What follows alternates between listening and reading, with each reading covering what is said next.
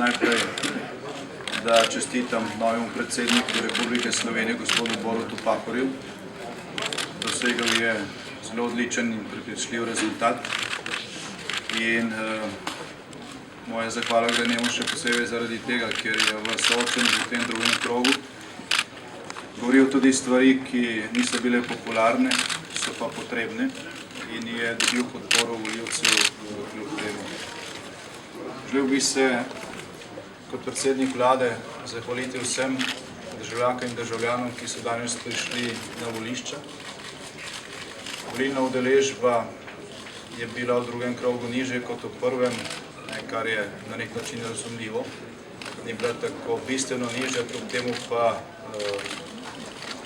nižje od 50%, tako kot v prvem krogu, in to seveda ni dober znak. Mislim, da bomo morali to vsi skupaj, celotna slovenska politika, vzeti izjemno resno in v prihodnosti predlagati korake, ki bodo povrnili zaupanje ljudi v to, da je možno probleme reševati preko demokratičnih institucij in da je seveda za ta cilj potrebno narediti tudi spremembe, za katere smo mogoče še pred meseci ali leti verjeli, da nikoli ne bodo potrebne.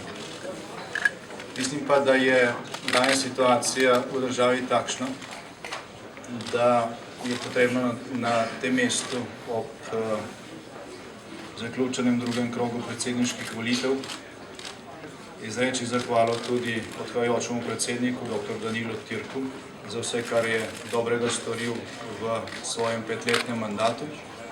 Hkrati pa mislim, da je potrebno v situaciji, v kateri smo, apelirati tudi na tiste, ki so ga podprli. Dr. Türk je dobil preko 220.000 glasov. To so glasovi ljudi, ki v Sloveniji štejejo tako kot glasovi tistih, ki so glasovali za zmagovitega kandidata. Hkrati pa se je potrebno zavedati, da so v podporo kandidatu, ki je danes sicer volitve izgubil, stopile nekatere velike stranke v Sloveniji, oziroma eno od teh, pravzaprav največja stranka v slovenski opoziciji, in tudi sicer posebnosti, ki imajo v slovenski javnosti in v slovenski politiki, ne glede na to, kje so, v ospredju ali kje drugje, veliko težo. Torej, moj apel z tega mesta gre tudi na njih.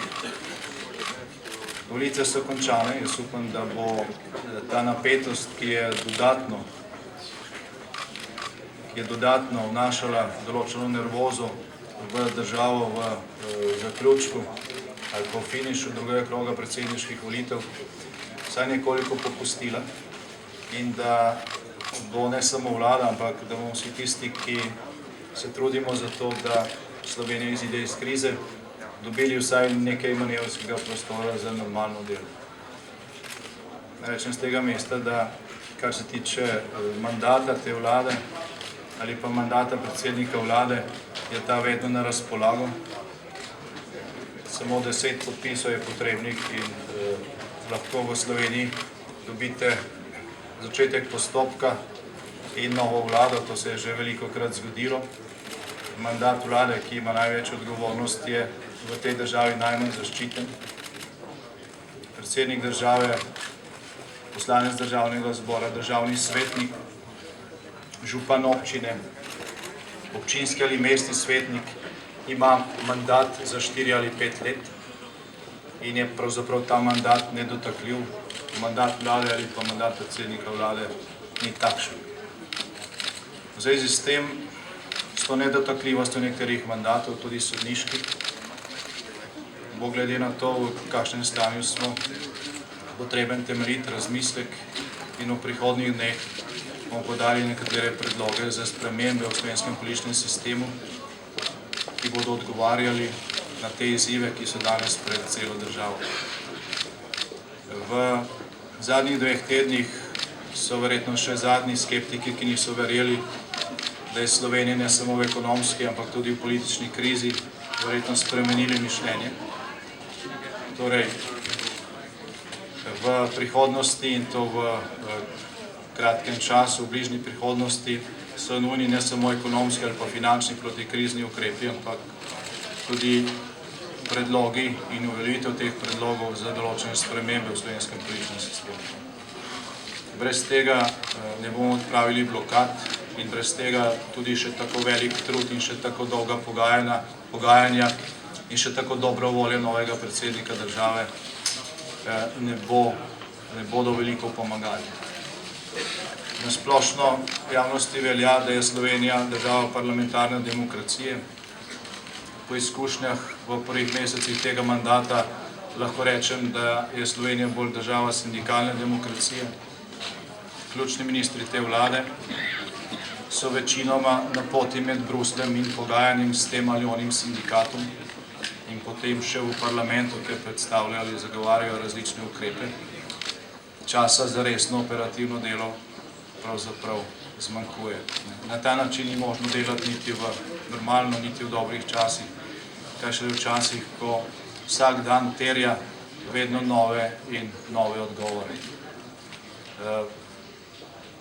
Želel bi se na tem mestu dejansko obrniti pravzaprav na vse, ki so danes prišli na volitve. Že pred dnevi sem dejal, da vsak, ki pride na slovenske ulice in trge zato, da izrazi bodisi protest proti vladi, proti predsedniku vlade, proti temu, kar misli, da je narobe, nameren način, ali se zavzame za nekaj, zasluži priznanje aktivnega državljana.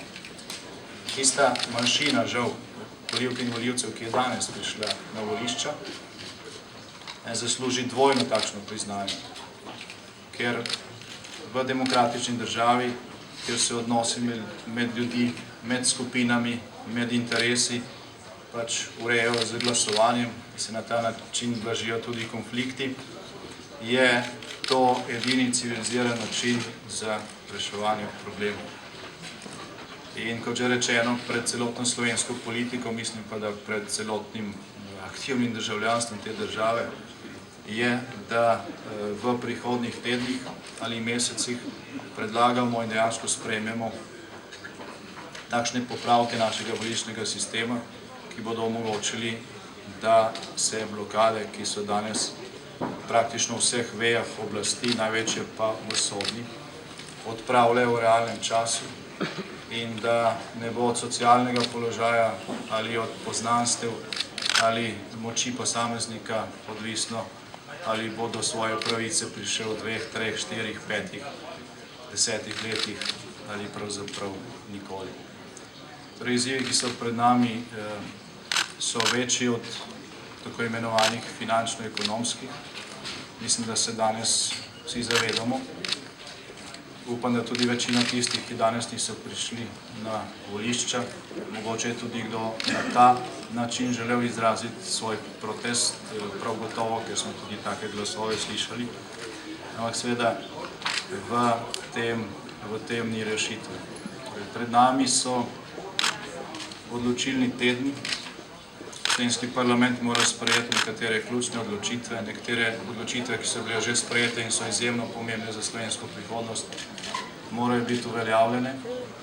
Po drugi strani pa se moramo spopasti tudi z vprašanji, za katere se je še na začetku mandata te vlade ali tega parlamenta zdelo, da bodo pa čakali boljše čase. Se pravi, gre tudi za reformo našega političnega sistema, ki mora omogočiti, da bodo blokade odpravljene in da to, kar se danes zdi nemogoče, postane realno in da Slovenija postane ne samo pravna, ampak tudi pravična država.